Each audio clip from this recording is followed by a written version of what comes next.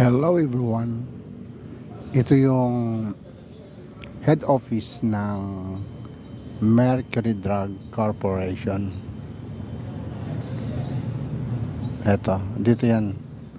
Dito yan matatagpuan sa Libis, Quezon City.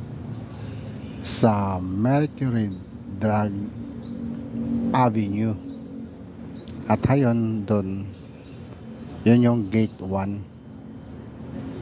At dito naman banda, ito yung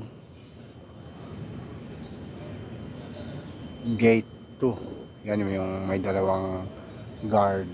Yan yung gate 2. Diyan yung entrance ng mga sasakyan na papasok dyan sa loob ng mga empleyado at yung mga tracking. Ito, yung mga tracking na yan, yung magkakarga ng mga products ng Mercury Drug Products. Dito yan papasok sa gate 2. Yan dyan yung entrance nila ng mga sasakyan. At doon sa gate 1, doon naman yung entrance ng mga employee.